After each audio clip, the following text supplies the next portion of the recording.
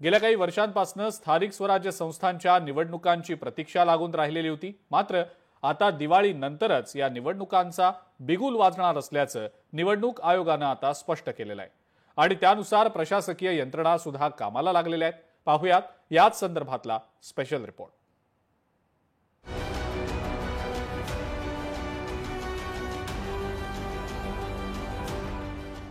स्थानिक स्वराज्य संस्थांच्या निवडणुकीविषयी ठरलं। महापालिका निवडणूक डिसेंबर-जानेवारी।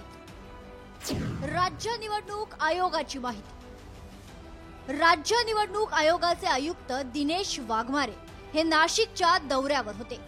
यावेळी त्यांनी नाशिकच्या विभागीय आयुक्त कार्यालयात 5 जिल्ह्यांचा आढावा घेतलाय।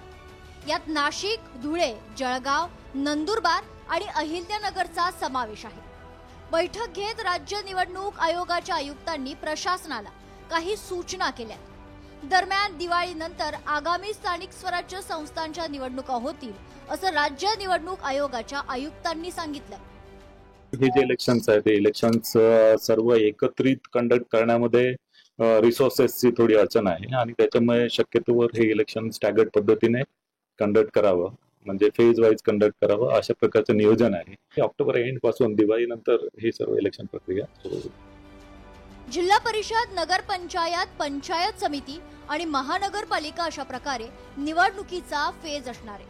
तसंच 1 जुलै 2025 नुसार जी मतदार यादी आहे त्या परवानगीनुसार मतदार यादी ग्राह्य धरली जाणार आहे आणि त्यानुसार प्रारूप प्रभाग रचना होणार असल्याची माहिती देखील देण्यात आली आहे। आगामी स्थानिक स्वराज्य संस्थेच्या निवडणुका फेज नुसार होतील। कुठल्या निवडणुका पहिले घ्यायच्या हे अजून निश्चित नाही। सुरुवातीला प्रभाग रचना निश्चित करावी लागणार। प्रभाग, वॉर्ड, गट आणि गणमधील आरक्षण निश्चित करावं लागणार। सर्व गोष्टी सुनिश्चित झाल्यानंतर मतदार यादीचं विभाजन। मतदार यादीच्या विभाजनानंतर निवडणुकीचा कार्यक्रम जाहीर होणार। निवडणुकीचा कार्यक्रम जाहीर झाल्यानंतर 35 ते 40 दिवसात निवडणुका। एकंदरीत काय तर आगामी स्थानिक स्वराज्य संस्थेच्या निवडणुका या टप्प्याटप्प्यानं घेण्यात येणार आहेत। मात्र या निवडणुकींमध्ये व्हीव्हीपॅट नसणार आहे। जर व्हीव्हीपॅटचा वापर झाला तर ही प्रक्रिया वेळ काढू ठरू शकते, असंही राज्य निवडणूक आयोगाचे आयुक्त दिनेश कुमार वाघमारे यांनी सांगितलंय। या इलेक्शन स्थानिक स्वराज्य संस्था इलेक्शनमध्ये व्हीव्हीपॅट जे आहेत व्हीव्हीपॅट सुद्धा वापरत नाही, कारण व्हीव्हीपॅट वापरणं शक्य होत नाही, कारण की 4 जर आपल्याला निवडून द्यायचे तर 4 वेळा ती बीप वगैरे त्याच्यामध्ये खूप वेळ जातो आणि पूर्वीपासून स्थानिक स्वराज्य संस्थाच्या इलेक्शनमध्ये व्हीव्हीपॅट आपण वापरत नाही। आगामी स्थानिक स्वराज्य संस्थांच्या निवडणुका या ओबीसी आरक्षणानुसारच होणार आहेत। तसा आदेश सुप्रीम कोर्टानं दिलाय। या आदेशानुसार काम करणं सोपं होणार असल्याचं सांगितलं जात असलं तरी हे आरक्षण लॉटरी पद्धतीनं काढलं जाणार असल्याचंही बोललं जाते।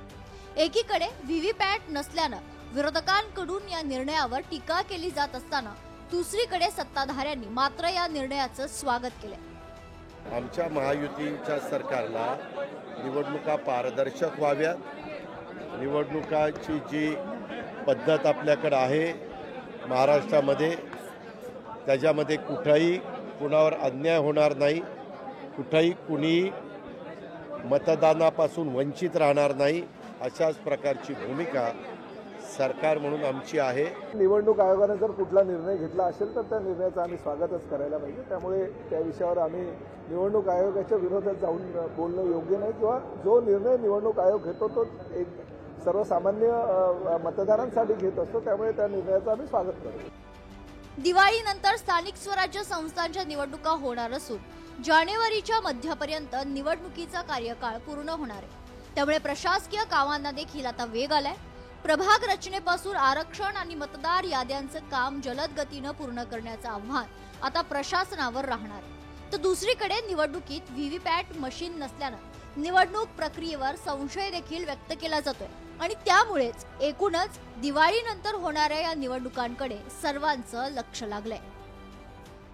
दिवाळीनंतर होणाऱ्या या निवडणुकीकडे आता सगळ्यांचं लक्ष लागलेले आहे। मात्र प्रशासकीय कामांना देखील दुसरीकडे आपण वेग आल्याचं आपल्याला बघायला मिळते। त्यामुळे एकूणच दिवाळीनंतर होणाऱ्या स्थानिक स्वराज्य संस्थेच्या निवडणुकीकडे आता सर्वांचं खऱ्या अर्थानं लक्ष लागलेलं आहे।